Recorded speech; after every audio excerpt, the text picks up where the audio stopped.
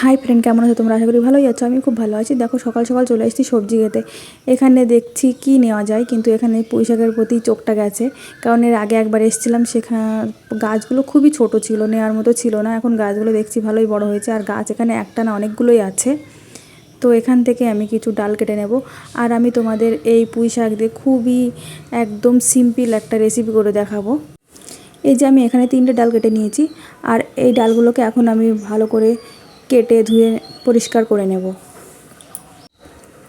এই দেখো, আমি ধুয়ে কেটে নিয়েছি। আর এখানে নিয়েছি আলু, একটা আলু নিয়েছি, আর নিয়েছি একটা পেঁয়াজ কুচি, আর 4টে লঙ্কা নিয়েছি, কাঁচা লঙ্কা, এটা আমি চিড়েই নিয়েছি। আর দেখো, এই ডালগুলো থেকে আমি যে পাতা ছিল, পাতাগুলো সব জালেই ছিল, পাতাও নিয়েছি।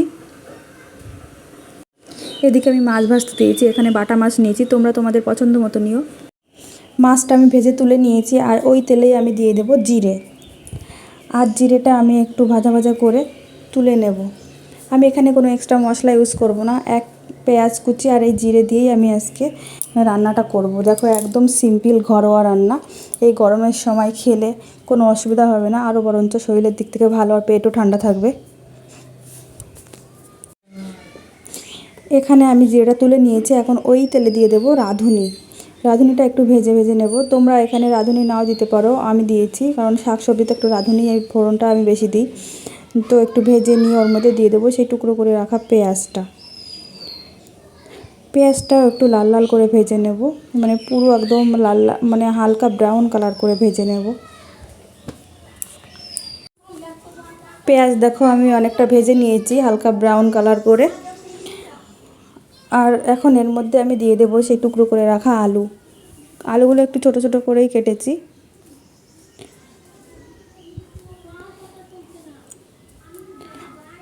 আর দিয়ে দেবো কাঁচা লঙ্কা, দিয়ে একটু নেড়ে নেব।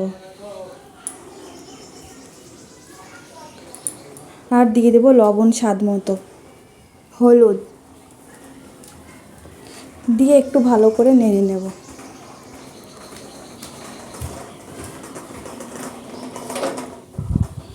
হালকা একটু ভাজা ভাজা করে নেব। এই যে আমি আলুটা মোটামুটি ভেজে নিয়েছি, মানে খুব বেশি ভাজিনি, হালকা পাতলা ভেজেছি। আর আমি এখন ওর মধ্যে দিয়ে দেবো জল। যে যেমন সবজি নেবে ঠিক তেমন পরিমাপ মতো দেবে জল, আর যে যেমন ঝোল পছন্দ করবে তেমন দেবে। আর এখন আমি এই ঝোলটা একটু ফুটিয়ে নেব। এই যে আমার ঝোলটা করতে শুরু করেছে, এখন এর মধ্যে দিয়ে দেব সে পুঁই শাক। শুধু পুঁই শাক না, ওর ভিতরে ডাঁটাও আছে। এইগুলো খুব জালি, ওই জন্য পরে দিলাম। তাছাড়া আমি ঝোলের ভিতরে শাক সবজি রান্না করি, ভাজি না, কারণ ভাজলে ওর কালারটা থাকে না, যার জন্য আমি ঝোলের মধ্যেই দিয়ে দিলাম। তোমরা দেখো, এইভাবে খেয়ে দেখো, খুব ভালো লাগবে, দেখতেও ভালো লাগবে। আর আমি এখন একটু ঢাকা দিয়ে দেব কিছুক্ষণের জন্য। ঢাকনা খুলে দেখে নেব। দেখো, ঝোলটা ফুটছে, আর আগের থেকে একটু কমও হয়ে গেছে। আর কালারটা দেখো কত ভালো এসছে। এই ঝোলের মধ্যে দিলেই কিন্তু কালারটা ভালো আসে সবজি, বিশেষ করে শাক। আর এই দেখো, আলুটাও গলে গেছে, আর ওই ডাঁটাগুলোও গলে গেছে, কারণ ডাঁটাটা খুব জালি ছিল। আর এখন আমি দিয়ে দেব মাছ। আমি এখানে বাটা মাছ নিয়েছি, তোমরা তোমাদের পছন্দ মতো মাছ নিও, যে কোনো মাছ দিয়েই এটার ঝোল খাওয়া যায়, খুব ভালোই লাগে।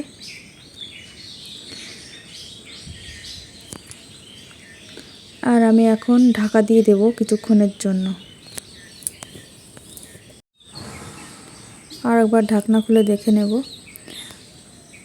দেখো, নিচেটা আমি যেহেতু মাছটা ভালো করেই ভেজে নিয়েছিলাম, তবুও আর একটু উল্টে পাল্টে দিয়ে দেব, যাতে দু সাইডটাই ভালোভাবে ঝোলটা ঢুকে যায়। তোমরা কে কে এরকম পুঁই শাকের ঝোল খেতে পছন্দ করো, প্লিজ আমাকে জানিও। আমার তো ভীষণ ভীষণ ভালো লাগে এই গরমের মধ্যে, আর এই হালকা পাতলাভাবে, মশলা ছাড়াই ভালো লাগে, মশলা দিয়ে আমার অতটা ভালো লাগে না। আর এই মাছের জায়গায় তোমরা অন্য অন্য যে কোনো মাছ নিয়ে নিতে পারো। আর এখন আমি দিয়ে দিলাম আগে তুলে রেখেছিলাম যে জিরেটা, ভাজা জিরে, সেই ভাজা জিরেটা গুঁড়ো করে রেখেছি, ওইটাই দিয়ে দিলাম হালকা একটু জল মিশিয়ে। আর এখন আর একটু ঢাকা দিয়ে দেব।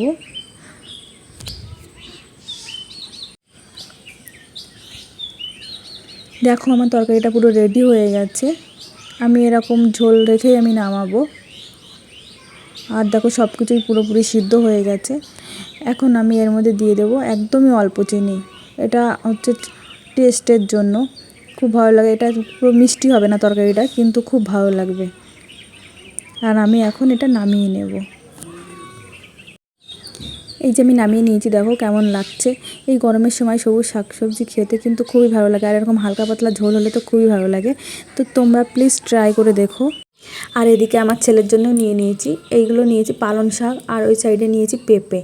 তোমরা পেঁপের জায়গায় আলুও নিতে পারো।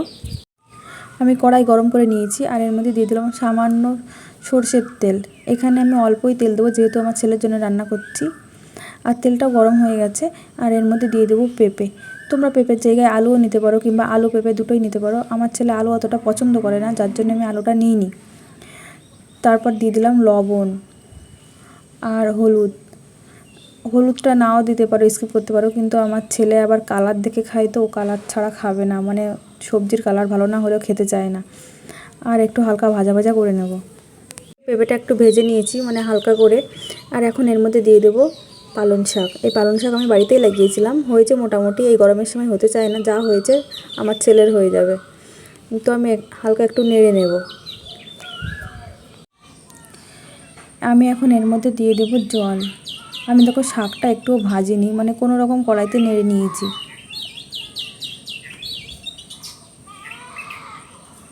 আর আমি এর মধ্যে আর একটু জল দিয়ে দেব, কারণ আমার ছেলে একটু বেশি ঝোল ঝোল পছন্দ করে, ও শুকনো খেতে পারে না। আর তোমরা পারলে এর মধ্যে মাছও দিতে পারো। আর আমার ছেলে তো মাছটা অতটা পছন্দ করে না, জিওল মাছটা হলে একটু দিই। তাছাড়া ওকে দেওয়ার মতো সেরকম কোনো মাছও নেই আমার কাছে। আর তোমরা তোমাদের বেবিরা যেমন খায় তেমন করেই করবে। আর এখন আমি ঢাকা দিয়ে দেবো। ঢাকনা খুলে দেখে নেব। দেখো আমার ঝোলটা অনেক শুকিয়ে গেছে, আমি এর থেকে বেশি একটা শুকাবো না। আর পেঁপেটাও সিদ্ধ হয়ে গেছে, শাকটাও সিদ্ধ হয়ে গেছে। আর তোমাদের বেবিরা যেমন ঝোল পছন্দ করে ঠিক তেমনভাবেই নামাবে। আর আমি এখন নামিয়ে নেব। এই যে আমি নামিয়ে নিয়েছি তরকারিটা, দেখো একটু ঝোল ঝোল রেখেছি, দেখতে কত সুন্দর লাগছে তাই না? আশা করি তোমাদেরও পছন্দ হবে। তোমরাও বাড়িতে ট্রাই করো, যদি তোমাদের ছোটো বেবি থাকে তাদের খাও, দেখো ওদেরও ভালো লাগবে। তো আমার এই রেসিপিটা যদি ভালো লেগে থাকে তাহলে একটা লাইক, কমেন্ট এবং শেয়ার করে দিও।